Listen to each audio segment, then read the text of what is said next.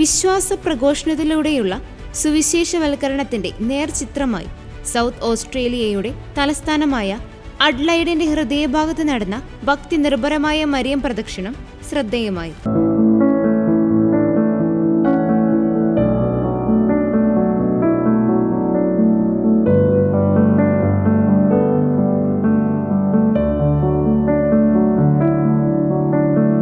Zero Malabar വിശ്വാസികളുടെ നിറസാന്നിധ്യം റാലിയിൽ എടുത്തു പറയേണ്ട ഒന്നായിരുന്നു. പരിശുദ്ധ ദൈവമാതാവിന്റെ വണക്കമാസമായി ആഗോള സഭയിൽ കൊണ്ടാടുന്ന മെയ് മാസത്തിൽ നടത്തപ്പെടുന്ന 76ാമത് പ്രതിവർഷ മരിയൻ റാലിക്കാണ് അഡ്ലൈഡ് സാക്ഷ്യം വഹിച്ചത്.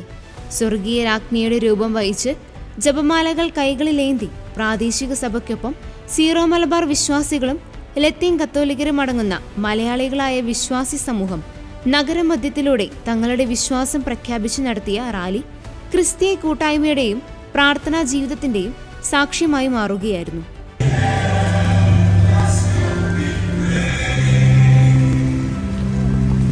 മൂവായിരത്തോളം പേർ അണിനിരന്ന റാലിക്ക് അഡ്ലൈഡ് അതിരൂപത മെത്രാപ്പൊലീത്ത പാട്രിക് മൈക്കിൾ നേതൃത്വം നൽകി.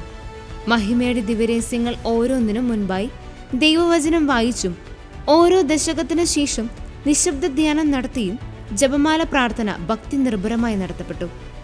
സീറോ മലബാർ സഭയിലെ ഇടവകകളിൽ നിന്നും എത്തിച്ചേർന്ന യുവജനങ്ങളും മതബോധന വിദ്യാർത്ഥികളും അടങ്ങുന്ന വിശ്വാസി കൂട്ടായ്മയ്ക്ക് അഡ്ലൈഡ് സെന്റ് അൽഫോൻസ ഫൊറോന, സെന്റ് മേരീസ് വികാരി ഫാദർ ഡോക്ടർ സിബി പുളിക്കലും എവ്പ്രോസി ഇടവക വികാരി ഫാദർ എബ്രഹാം കഴുനടിയിലും ആത്മീയ നേതൃത്വം നൽകി.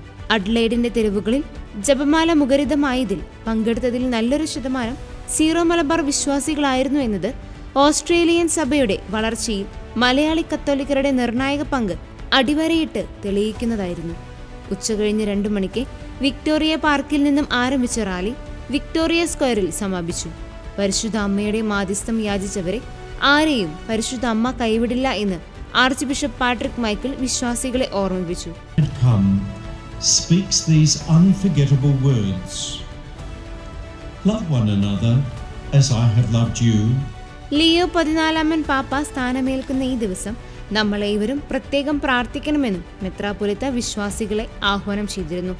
ഏതൊരാവശ്യത്തിലും ഒന്ന് വിളിച്ചാൽ ഓടിയണയാനും പ്രതിസന്ധികളിൽ കരുത്തു പകരാനും ക്രൈസ്തവർക്ക് സഹായമായി ജപമാല രാജ്ഞിയുണ്ടെന്ന് ലോകത്തോട് പ്രഘോഷിച്ചുകൊണ്ട് നടത്തിയ മരിയൻ പ്രദക്ഷിണത്തിന് ദിവ്യകാരുണ്യ ആരാധനയോടെയാണ് തിരശ്ശീല വീണത്.